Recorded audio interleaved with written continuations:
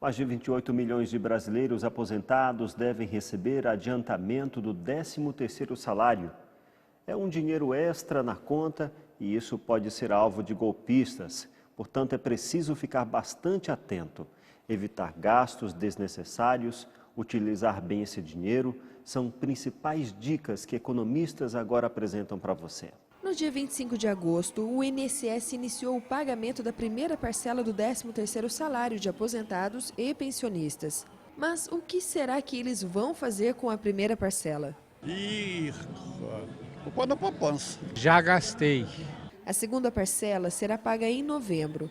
O economista Laureano Rosa fala qual a melhor forma de utilizar esse dinheiro.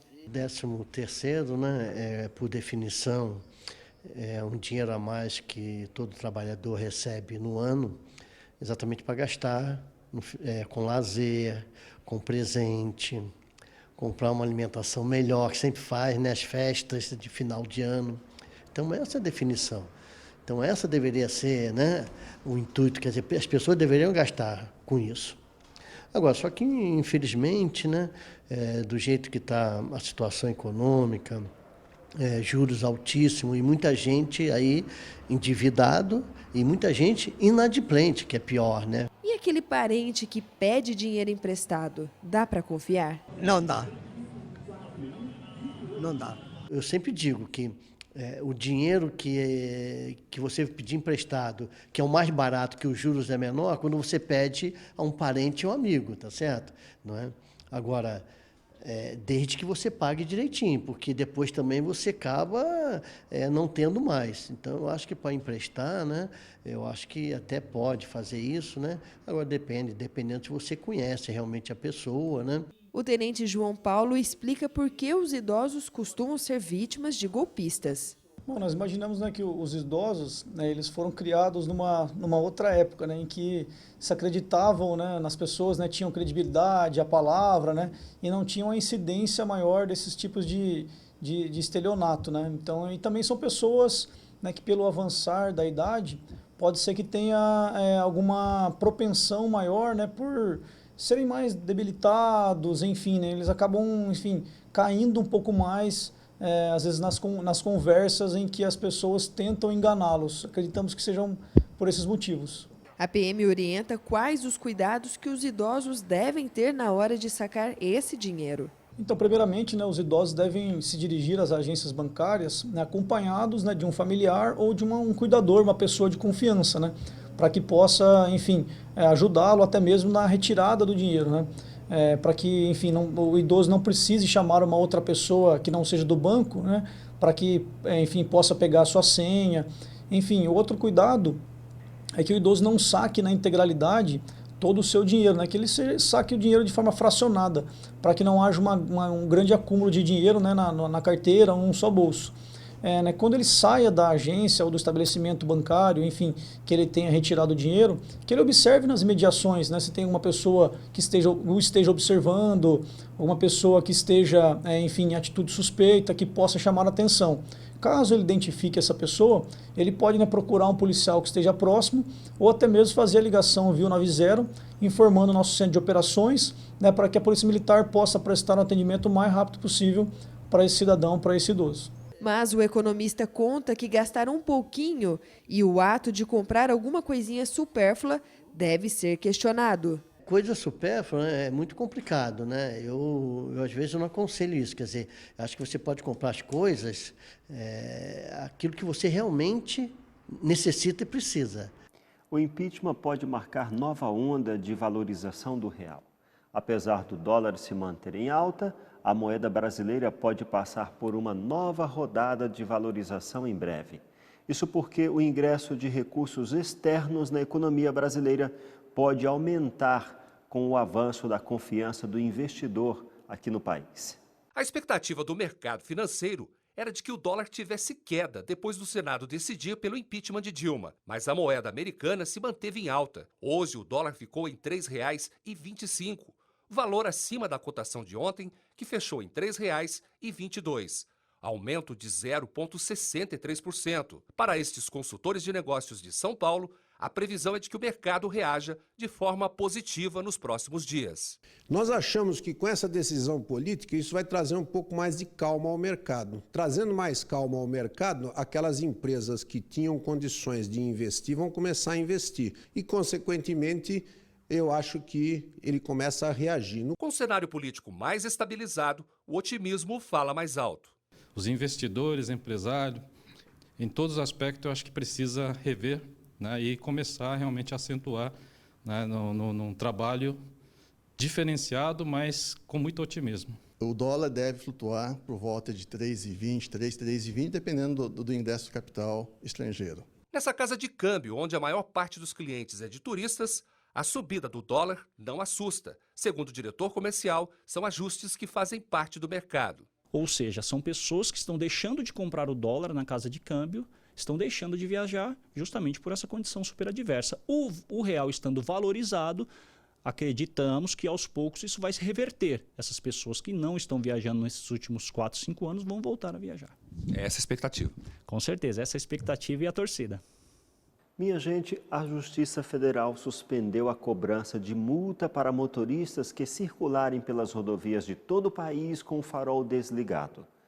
A sentença determina que esse tipo de punição só pode ocorrer quando as estradas estiverem devidamente sinalizadas. Portanto, novas multas não poderão ser aplicadas por esse tipo de infração. Mas, se você já foi autuado, você deve pagar pela taxa, porque a sentença não altera as multas já emitidas.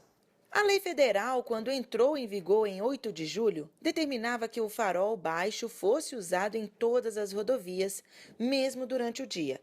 O descumprimento foi considerado infração média, com 4 pontos na carteira de habilitação e multa de R$ 85,13. Mas a Justiça Federal, em Brasília, suspendeu a cobrança de multa para motoristas que andam nas rodovias com faróis desligados. Essa decisão é provisória, mas vale para todo o país. A punição só pode ser aplicada quando as estradas tiverem sido sinalizadas. Conhecer o seu tipo de pele é importante para prevenir as acnes.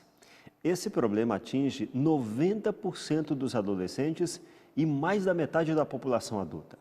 Você é daquele que gosta de ficar espremendo os cravos e espinhas?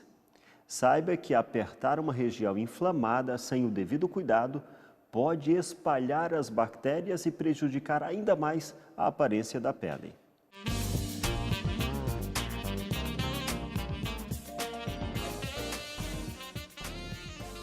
Se você tem entre 25 e 35 anos, sofre com um aumento de oleosidade da pele, um aumento da secreção de sebo e até algumas lesões de acne, está pensando assim, puxa, mas acho que eu já passei da idade de ter espinha, né? Já não estou mais na adolescência. Fique atenta, você pode estar sofrendo de uma entidade ou uma doença que se chama acne da mulher adulta.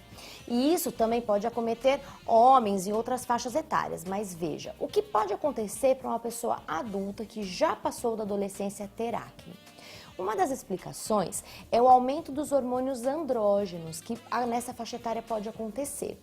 E aí você vai falar, acho que eu tenho que ir lá fazer os exames de dosagem hormonal.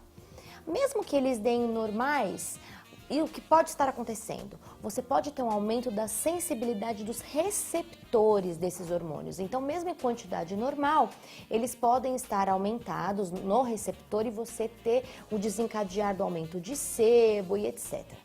Você tem que entender que são 4 etapas que fazem levar à acne da mulher adulta. A primeira delas é o aumento da produção de sebo. Como eu falei, ou seja por aumento da quantidade de hormônios andrógenos, ou seja pela maior sensibilidade dos receptores, o que a gente percebe é que as glândulas sebáceas começam a produzir uma maior quantidade de secreção. E isso por si só já seria um grande problema. Somado a isso vem uma outra questão. A obstrução dos ductos foliculares, porque a glândula sebácea, ela joga a secreção justamente ali no buraquinho onde sai o pelo, que é também onde acontece a espinha. Aí, com a camada de células mortas, que a pele vai se descamando, e você já sabe disso, ela se renova a cada 28 dias, esses ductos, eles vão ficando obstruídos, aquilo que a gente chama de rolha córnea. E aí, essa obstrução tem um terceiro fator, ela é submetida às bactérias, uma bactéria que se chama Propionibacterium acnes, ou P. acnes, para ficar mais fácil. Todas as mulheres podem ter, todas as pessoas, na verdade, podem ter a pele acometida por essa bactéria. Mas quando ela entra dentro de um ducto que teve aumento da secreção e que está entupido, ela pode causar a modificação do sebo. E essa modificação do sebo passa a ser inflamatória e é o quarto fator.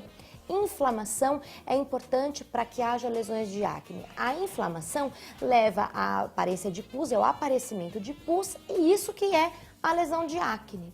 O tratamento é baseado nesses quatro fatores. Vamos relembrar.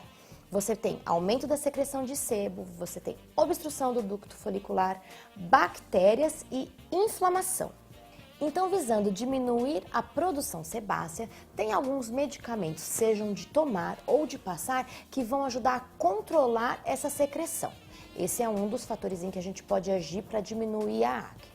Segundo fator, lembra que eu falei que é a obstrução dos ductos foliculares? Para isso a gente pode fazer limpezas de pele, a gente pode fazer esfoliações ou outros medicamentos que também vão ajudar a remover suavemente aquela camada de células mortas que precisam ser descamadas e vai diminuir o entupimento.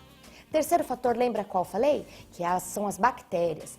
Para diminuir o P. acnes, existem alguns medicamentos que podem ser antibióticos ou medicamentos naturais. O P. acnes, ele é uma bactéria que ele tem que viver em áreas que não tem oxigênio. O nome disso é anaeróbia. Ela é anaeróbias.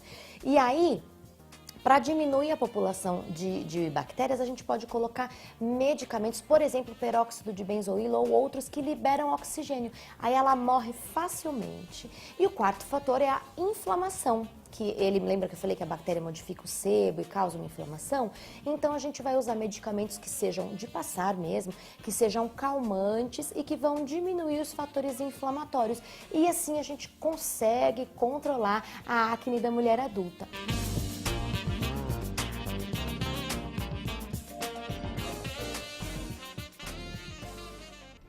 Fique agora com algumas imagens de pessoas que estão desaparecidas.